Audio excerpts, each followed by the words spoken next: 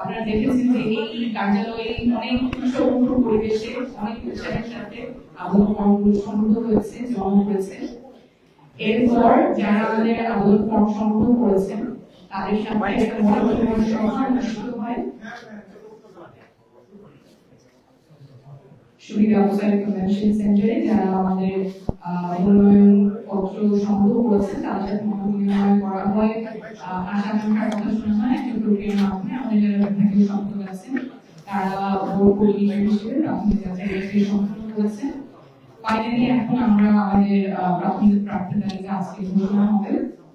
আমরা আশা করবো এই তালিকাতে আপনারা অনেক নতুনত্ব দেখবেন। সাধারণত যেরকম মানুষ উন্নয়ন হয় এখানে অনেক ব্যক্তিত্ব আছে যারা ট্রেডিশনালি চিন্তা করেন যে রাজনীতিটা শুধুমাত্র খারাপ মানুষের জায়গা, গডফাদার, সন্ত্রাসী, চাঁদাবাজ, দুর্নীতিবাজ।